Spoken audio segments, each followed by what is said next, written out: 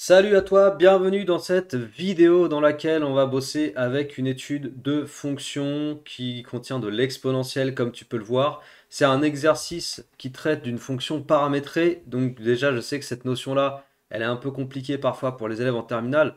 Il y a un petit peu un mélange, une confusion sur c'est quoi le petit n, c'est quoi x, c'est quoi la variable, etc. Bref, les fonctions paramétrées, il faut savoir que tu peux les retrouver dans des exos bac. Ok, tu peux être évalué au bac sur une étude de fonction avec de la fonction paramétrée. Donc c'est pas quelque chose qui est complètement exotique. Tu peux concrètement le retrouver au bac. Ça veut dire qu'il faut savoir le manipuler. Je pense que sur ma chaîne et dans les sections, dans les playlists qui correspondent, il y a déjà des vidéos qui traitent d'études de fonctions paramétrées. Je sais que j'en ai déjà fait. Et dans cet exercice-là, c'est un exo qui porte sur une fonction paramétrée et une étude de convexité de convexité puisqu'on te demande de retrouver un point d'inflexion. La première chose que je vais te dire pour cet exo, bon, la première chose que je vais te dire de façon générale, ça tu connais déjà, c'est que l'exercice, il faut que tu le fasses par toi-même. Bien sûr. Parce que en faisant par toi-même, tu t'exerces, et en t'exerçant à écrire tout seul ou toute seule sur ta feuille, à chercher, à projeter, à imaginer, c'est là que véritablement tu augmentes ta capacité cérébrale à t'adapter à différentes situations. Et si tu ne le fais jamais, si tu te positionnes uniquement en tant que spectateur d'une résolution, tu vas avoir l'impression que tu as compris, mais il y a un gros risque que tu n'aies pas vraiment compris. Et si jamais tu t'es pas habitué à écrire par toi-même, bah peut-être qu'en fait, tu vas retrouver plein de blocages au moment du contrôle. Ok? Alors que faire par soi-même, c'est ancré dans sa tête, ancré par l'écriture, ancré par la réflexion. C'est beaucoup mieux. Surtout si tu vas chercher tes propres difficultés et surtout si tu vas chercher sur cet exercice, c'est quoi qui te bloque. Et si je prends le temps de te dire tout ça, c'est parce que si tu regardes ces vidéos, c'est que tu veux progresser. Mais si tu veux progresser, il faut que tu saches qu'il y a un mode d'emploi. Ok, progresser, c'est pas juste regarder quelque chose et dire j'ai compris. Progresser, il y a une méthode. Et tant que tu n'appliques pas cette méthode, bah peut-être tu progresseras jamais. Et si jamais ton objectif c'est vraiment de progresser, alors tu as vraiment intérêt à appliquer la bonne méthode, quoi, pour toi. Voilà. Alors, on corrige ensemble. Donc, j'espère que tu as fait par toi-même après ce petit speech et que là, tu as pu mettre la vidéo sur pause et que là, tu es prêt à corriger avec ma vidéo. On a cette fonction fn de x. En fait, on a ces fonctions fn de x. Pourquoi on dit que c'est une famille de fonctions? Là, je vais analyser l'énoncé un petit peu. Alors, pour analyser l'énoncé, il faut prendre en compte l'identité des éléments. Donc, n est un entier naturel non nul, ce qui signifie que n est strictement positif ou supérieur ou égal à 1, et c'est un entier et on en aura probablement besoin dans la suite de l'exercice. Et on travaille, pour ce qui est des x, on travaille sur R. Donc ça, c'est les réels x. X est un réel, c'est-à-dire que x prend toutes les valeurs de R. Et la fonction, c'est une fonction de x, parce que ce que tu retrouves dans la parenthèse, c'est x. Donc ça veut dire que x est la variable. Là, je suis en train d'analyser un petit peu tout ce qui constitue l'énoncé pour que tu comprennes avec quoi on va jouer sur cet exercice. La variable, c'est x. N, c'est quoi du coup? N, c'est ce qu'on appelle un paramètre qui définit la famille. Paramètre de la famille de fonctions. Paramètre de la famille de fonctions. Et tu vas voir qu'avec cette intro, rien qu'avec cette intro, tu vas déjà apprendre plein de trucs qui vont peut-être déjà te débloquer sur d'autres exos. Et, et c'est pour ça que c'est important de toujours écouter l'intégralité de ce que je peux te transmettre comme info parce que il y a la résolution à proprement parler de l'exo, mais il y a aussi tous les à côté que je t'explique quoi. Dans ces vidéos ou dans mes vidéos sur mon site, c'est pareil. Si tu es habitué à mes vidéos, tu sais que je fonctionne comme ça. Ce paramètre n, on l'a dit, c'est un entier naturel non nul. Donc n égale 1, 2, 3, etc. Et on va imaginer ce que ça fait pour n égale 1, pour n égale 2, pour comprendre c'est quoi une famille de fonctions. Donc pour n égale 1, tu as la fonction f1x. Et la fonction f1x, tu prends l'écriture de fnx, tu remplaces n par 1, tu obtiens que f1x, c'est 1 sur 1 plus ex plus x. J'ai juste remplacé n par 1. Si tu imagines l'écriture pour n égale 2, tu vas comprendre que la fonction f de x, bah, c'est pareil. Tu vois, je vais faire littéralement un copier-coller. C'est pareil à la petite différence que là, j'aurai un 2x. Et puis, tu as compris le truc, f3x, donc pour n égale 3, pour n égale 10, tiens, écrivons pour n égale 10, f10x, donc f10 de x, ce sera la même chose, sauf que on n'aura pas plus 2x, mais on aura plus 10x. Et c'est en ce sens qu'on parle de famille de fonctions, parce que dans une famille, les personnes de la famille en général se ressemblent. Et là, dans la famille de fonctions, oui, le terme, il n'est pas choisi au hasard. Famille de fonctions, pourquoi? Parce que les fonctions se ressemblent. Tu vois qu'elles ont vraiment une base commune. Elles se ressemblent vraiment. Il y a une similitude, avec une petite différence. Donc les membres de la famille sont tous individuellement, comment dire, individuellement uniques. Mais ils ont des caractéristiques communes et c'est exactement la même chose pour cette fonction, ces fonctions-là. Elles sont uniques chacune, mais elles ont des caractéristiques communes. Et la caractéristique commune, je pense que tu la vois, c'est visuel, quoi.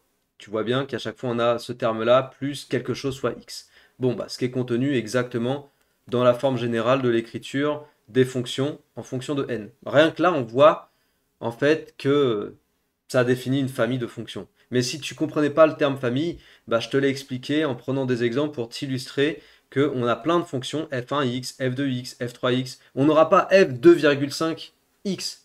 On n'aura pas f2,5 de x parce que n est un entier naturel. Donc c'est forcément 1, 2, 3, 4, 5, 10 000, 10 500, etc. Mais c'est un entier naturel.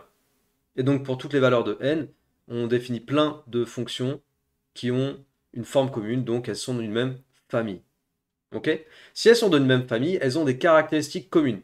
Et si elles ont des caractéristiques communes, c'est ça qu'on se propose d'étudier dans ce genre d'exercice.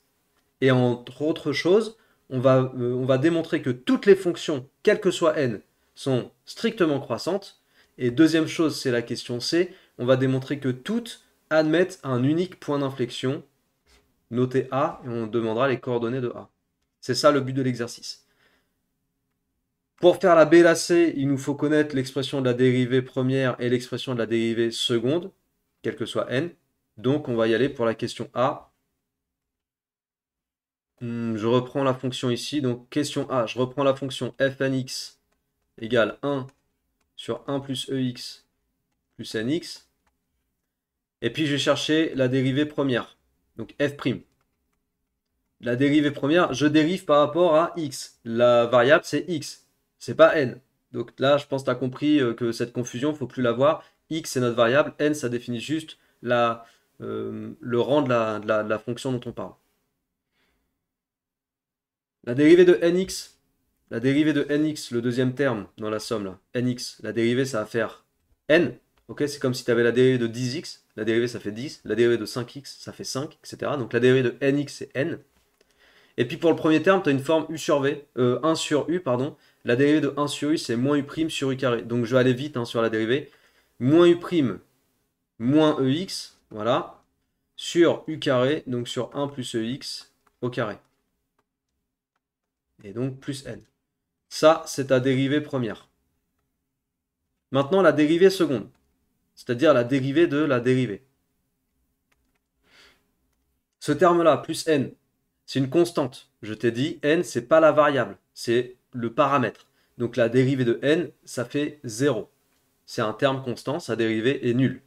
Et la dérivée ici du quotient, bah, c'est une forme u sur v. Dans ce cas-là, je vais traiter cette dérivée en faisant u'v moins uv' sur v carré. Je me lance directement dans le calcul, donc u', ça fait moins ex, fois v, 1 plus ex au carré, moins u, donc u c'est moins ex, fois la dérivée. Alors la dérivée de 1 plus ex au carré, ça c'est une forme u puissance n. Forme u puissance n, les dérivées de u puissance n, tu dois connaître ça en terminale, c'est nu', u puissance n-1. Il faut connaître cette formule-là, sinon, bon, il y a une autre technique aussi qui consiste à tout développer et tout, mais c'est pas très intéressant. Donc là, la dérivée, ça fait 2ex fois 1 plus ex.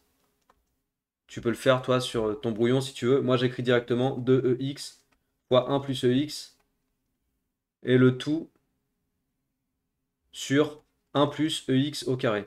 1 plus ex au carré, donc ça fait puissance 4. Pour les élèves qui se poseraient la question à ce stade-là, de savoir est-ce que mon niveau de détail dans le calcul de la dérivée est suffisant pour avoir les points dans un contrôle et tout ça, la réponse est oui. Pourquoi? Parce que si tu es capable d'écrire ça et de mettre la suite de ce que je vais écrire proprement sur ta copie, il n'y a aucun prof qui peut dire « Ah, mais il a regardé le résultat sur la calculette, lui ».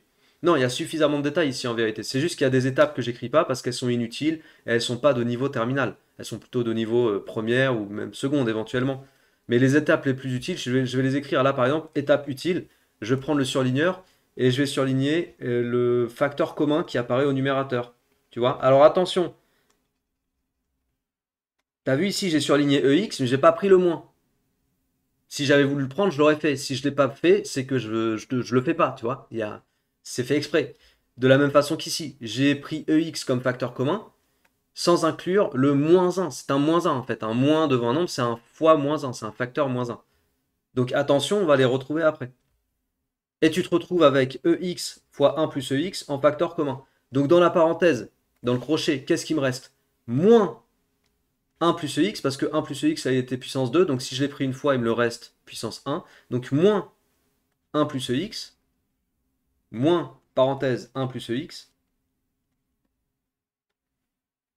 moins, ça fait plus 2EX, plus 2EX.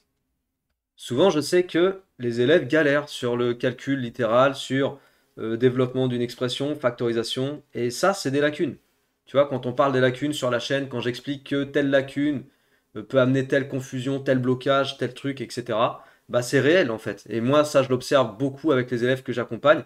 C'est pour ça que j'ai l'expérience de te parler de tout ça et que je t'en fais des vidéos, parce que j'ai beaucoup d'élèves, donc je peux étudier beaucoup de cas de figure, et je vois beaucoup de similitudes, et c'est pour ça que j'en fais des vidéos avec tous les élèves que j'accompagne. Bah forcément, il y a plein de trucs qui reviennent, tu vois. Et je vois ces blocages et bon, j'essaie de t'expliquer pourquoi faut pas bloquer là-dessus, quelles sont les bonnes pratiques, etc. Et d'où le type de vidéo que je fais sur ma chaîne. Donc j'ai simplifié par 1 plus EX au numérateur, au dénominateur. Là, je l'ai puissance 4. Donc si je simplifie par une fois par 1 plus EX, il va rester puissance 3. Et au numérateur, ça dégage.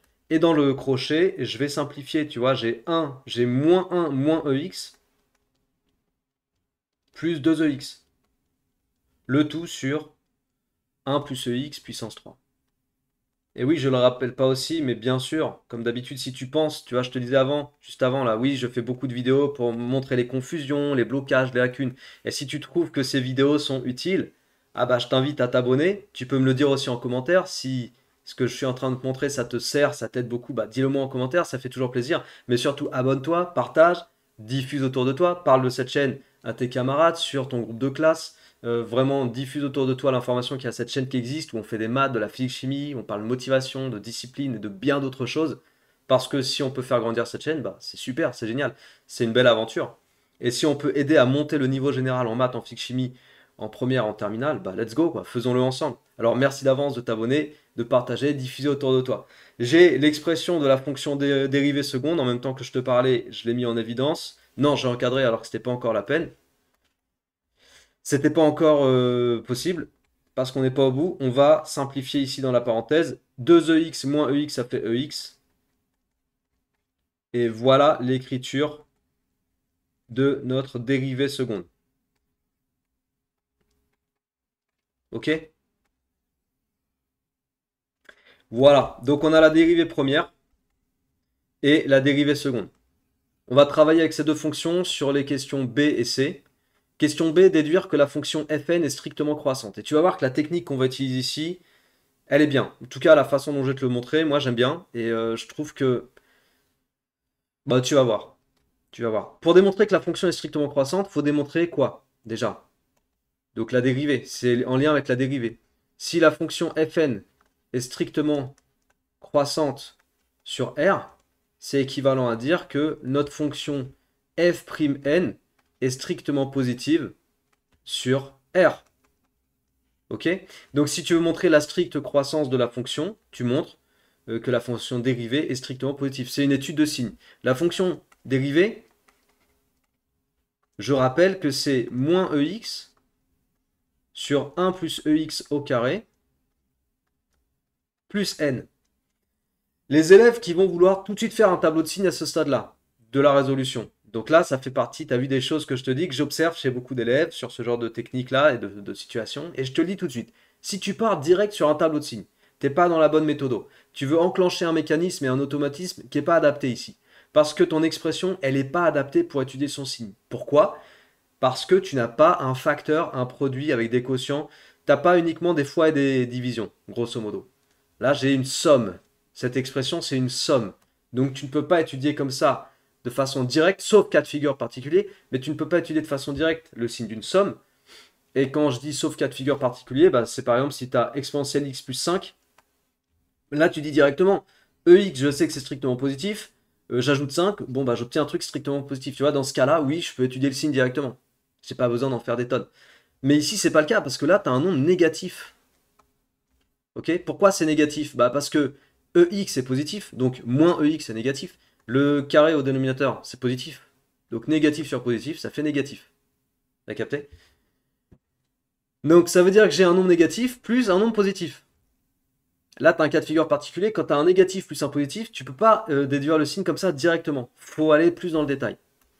Et le détail, le détail, c'est ce que je vais te proposer tout de suite maintenant. T'es prêt? Prête? Let's go? Allez.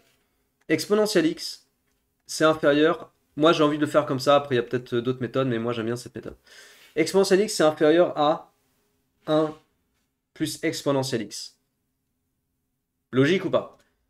Tu prends exponentielle x, tu ajoutes 1, bah, là où tu auras ajouté 1 sera forcément plus grand que là où tu n'as pas ajouté 1. Jusque-là, ça va? Ok. Tu divises. Bon, je pars du principe que tu as dit oui. Hein. Tu divises par 1 plus exponentielle x. Des deux côtés. Comme c'est positif, tu ne changes pas le comparateur. Donc je divise par 1 plus ex, 1 plus ex. Ok? À droite, tu vas obtenir 1. À gauche, j'ai 1 exponentielle x sur 1 plus exponentielle x. C'est bon ça? On continue. Et 1, je sais que c'est plus petit que 1 plus ex. Donc là, je fais un petit truc en parallèle, tu vois, petite digression. 1, c'est plus petit que 1 plus ex. Pourquoi? Bah, même raison que tout à l'heure. Ex est positif, donc quand tu fais 1 plus un nombre positif, tu auras forcément un résultat plus grand que 1. Donc si Pierre est plus grand que si Pierre est plus petit que Paul et que Paul est plus petit que Jean, Pierre est plus petit que Jean. T'as compris le truc? Je te le redis. Si Pierre est plus petit que Paul et Paul est plus petit que Jean, bah Pierre est plus petit que Jean. Logique. Bon, si c'est logique, je continue. Je divise par 1 plus exponentielle x. Des deux côtés. Même raison que tout à l'heure, strictement positif, je ne change pas le comparateur, il reste comme ça. Je divise par 1 plus exponentielle x des deux côtés. Là, donc, ça me fait rajouter un facteur 1 plus exponentielle x au dénominateur. Donc, il y est deux fois. Donc, 1 plus ex fois 1 plus ex, ça fait 1 plus ex au carré. Ok? Bon, on est bon. Hop. Et là, j'ai quoi? J'ai 1. 1 plus ex sur 1 plus ex. Bon, bah, ça fait 1. Même raisonnement que tout à l'heure. Ouais, on fait deux fois le même raisonnement. On sait que 1, c'est inférieur ou égal à n. 1, c'est inférieur ou égal à n. Pourquoi? Bah, c'est exactement ce qui est dit dans l'énoncé. N est non nul, antinaturel non nul, donc n supérieur ou égal à 1, ou dit à l'envers, 1 est inférieur ou égal à n. Donc, même chose, si Pierre est plus petit que Jean, et que Jean est plus petit que Paul, t'as capté maintenant? Pierre est plus petit que Paul. Ça, c'est le théorème de Pierre-Paul-Jean. Donc, tu as EX sur 1 plus EX au carré qui est strictement inférieur à n. Dernière étape. La dernière étape, ça consiste à soustraire EX sur 1 plus EX au carré des deux côtés. Tu le soustrais et tu obtiens que ton expression ici est strictement positive. Et c'est quoi cette expression? Bah, c'est l'expression de la dérivée f'x. Voilà, strictement positive. Donc si la dérivée est strictement positive sur R, la fonction fn est strictement croissante sur R. Voilà, ça c'est le raisonnement pour la question B. Effectivement, pour la question B, ce qu'il faut considérer et comprendre ici, c'est que tu as de la technique, de la méthode. Il faut identifier où est-ce que tu veux aller. Et j'ai pas imaginé ce truc-là par hasard. Ça m'est pas venu comme ça par hasard. La question que les élèves se posent et me posent quand on fait des séances en individuel ici, c'est oui, mais comment tu as fait pour imaginer la démarche? Parce qu'on n'est pas guidé. Réponse, pour imaginer la démarche, il faut imaginer déjà où tu veux aller. Et c'est pour ça que toujours sur des exercices de maths et même de physique-chimie, je vais te dire, essaie de visualiser le résultat où tu vas aller. Essaie de visualiser l'objectif que tu vas atteindre. Si tu visualises l'objectif que tu vas atteindre, alors tu vas savoir éventuellement par quelles étapes passer. Tu vas pouvoir les imaginer. En gros, si je te le schématise, tu sais que tu es là, voilà, dans un exercice, tu as ton point de départ. Si tu arrives à visualiser le point d'arrivée, bah peut-être tu vas réussir à trouver des étapes intermédiaires, tu vas dire, ah bah je peux aller là. Et après, tu vas, en étant ici, tu vas dire, ah bah du coup, si j'applique ça, je peux arriver ici. Tu vois, et au fur et à mesure, tu te rapproches. Après, tu vas dire, ah bah, après, si j'applique ce théorème, je peux me rapprocher là. Et après, tu vas dire, ah bah du coup, je peux arriver là. Mais pour imaginer ce processus de progression, qui est une démarche personnelle, bien sûr, de résolution d'une situation, imaginer pourquoi, comment faire, il faut impérativement que tu visualises ça. Si tu le visualises pas, regarde. Si tu le visualises pas, regarde le schéma, bah, je peux faire... ouais, je peux même te dessiner ça, en fait, te faire comprendre avec un autre dessin l'erreur quand tu visualises pas le point d'arrivée. Si tu sais pas où tu vas, si t'as aucune idée de savoir où tu vas, ouais, t'as aucune idée de savoir où tu vas, tu sais même pas que tu vas aller par là, bah peut-être que toi tu vas partir par là. T'as capté le truc? Si tu sais même pas que tu veux aller vers ici, peut-être que toi tu vas partir dans une autre direction. Et t'es complètement à l'ouest en fait. Tu vois? Tu vas à un endroit qui est pas du tout là où on doit aller. Et tu conclus un truc qui est pas du tout ce que tu dois conclure. Et ça n'a aucun rapport avec la question que tu dois résoudre. Et du coup, soit t'es bloqué, soit tu mets n'importe quoi sur ta copie, mais en tout cas, t'as pas le point. Je pense que ces deux dessins, ils sont peut-être même que j'en ferai une vidéo à part entière pour expliquer ce processus, parce que je pense que là, je viens d'imaginer en te faisant une vidéo là, ces deux dessins, je pense qu'ils permettent de bien comprendre pourquoi on a besoin de visualiser son point d'arrivée, là où je veux aller, ce que je veux démontrer, pour ensuite se dire, bon, concrètement, c'est quoi les étapes? Et parfois, ce que tu veux démontrer, faut traduire la question, parce que des fois, la question, on te dit, ok, montrez ça, mais des fois, c'est pas suffisant pour se dire, ok, qu'est-ce que je veux démontrer? Le simple fait, ici, d'avoir écrit, euh, d'avoir écrit ça au départ de ma question, que démontrer que la fonction est strictement croissante revient à démontrer que f'n est positif strictement et que f'n c'était ça, là je suis déjà en train de traduire la question de l'énoncé, tu vois. L'énoncé c'est ça, montrer que c'est strictement croissant. Si je m'en tiens à ça, c'est pas suffisant, faut que je traduise. Ok, concrètement c'est quoi? Bah faut que je démontre que la dérivée est strictement positive. Et après, une fois que j'ai ça, là je vais faire mes petits pas au fur et à mesure, tu vois. Et ce qui m'a permis de démarrer sur le e de x plus petit que 1 plus e de x, c'était mon premier pas. Hop, si je te remets le schéma ici à côté. Mon premier pas, tac, voilà. Donc le premier pas, c'était de dire ex plus petit que 1 plus ex. Ce premier pas, la raison pour laquelle j'ai posé, c'est parce qu'il était évident et simple à mettre en place. Tu vois, je les ai sous mes yeux et je me dis, bon, pour l'instant, le global, je sais pas quoi dire dessus, mais à ce niveau-là, ah ouais, mais ex, c'est plus petit que 1 plus ex en fait, donc on va démarrer de ça. Et on voit au fur et à mesure ce qu'on construit. Ah bah j'obtiens ça. Tu vois, je suis sur cette petite croix là, à ce niveau-là. Quand j'ai écrit ça tout à l'heure, j'étais sur cette croix. Et là, je me dis, bon, qu'est-ce que je peux dire maintenant? Ah, mais attends, 1 c'est plus petit que 1 plus ex. Donc, je vais pouvoir dire, bah, vu que c'est plus petit que 1 est plus petit que 1 plus ex, je peux retomber là-dessus. Et là, tu vois, je suis sur la deuxième croix, etc. Et c'est comme ça, je te dis, t'avances au fur et à mesure. Et en fait, quand j'étais arrivé ici dans ma résolution, bah, j'étais arrivé à cette croix-là, en fait. Et l'étape d'après, c'était de soustraire des deux côtés le terme de gauche et d'arriver à mon résultat. Tu vois? C'est vraiment, je suis content de pouvoir te l'illustrer ici. Si tu regardes cette vidéo en entier, bah, t'es pas passé à côté d'un truc, t'es pas passé à côté du truc super important. En fait, ce que tu es en train d'entendre, c'est méga important. Donc bravo à toi si tu es assidu à regarder les vidéos en entier et si tu sais que tu apprends des choses dans ces vidéos parce que tu as complètement raison en fait. Allez, question C, démontrer que la courbe admet un seul point d'inflexion noté A, déterminer les coordonnées de A. Donc dernière question pour le point d'inflexion, ça conclura l'exercice. Hop. Point d'inflexion, donc là on va travailler avec la dérivée seconde qui est exponentielle x fois exponentielle x moins 1, le tout sur 1 plus exponentielle x au cube.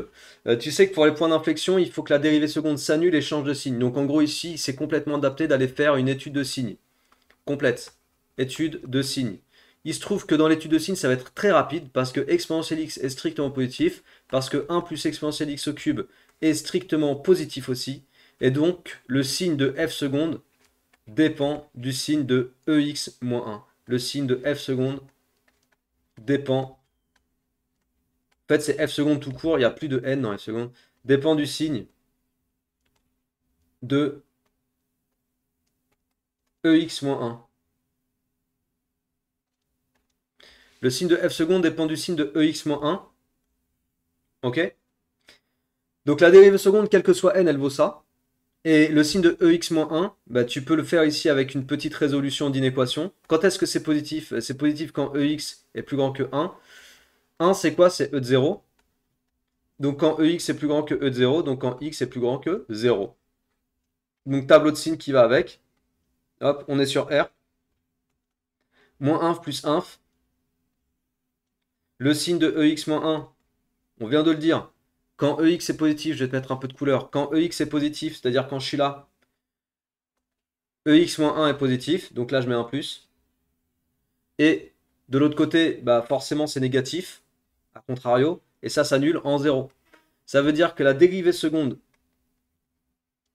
va être négative puis positive et elle s'annule en 0. Donc elle change de signe. En 0, elle change de signe et elle s'annule. Ça veut dire qu'on a un point d'inflexion en x égale 0. Donc xa égale 0. Et ya, et ça conclura l'exercice, ya c'est l'image de xa par la fonction f. Donc l'image de 0, l'image de 0, ça te fait, là ça va faire 0. Là ça va faire e de 0 égale 1. 1 plus 1, 2. 1 sur 2, bah 1 demi. Calcul de tête, hein. Après, tu le poses sur ta feuille si tu veux. Voilà. Donc, les coordonnées de A, c'est 0, 1 demi. Et bien sûr, ça se vérifie éventuellement avec GeoGebra. Donc, tu peux prendre un logiciel de géométrie dynamique. Tu peux rentrer cette fonction paramétrée.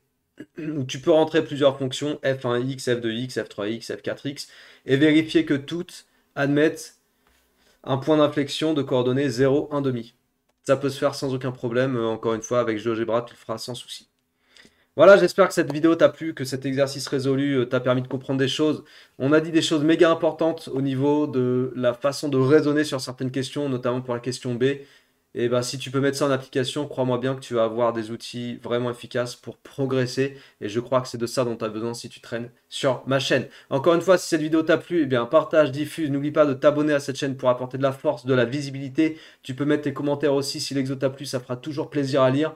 Et moi, je te dis, bah, travaille bien, révise bien. Je te donne rendez-vous pour de futures vidéos. Prends soin de toi. Ciao!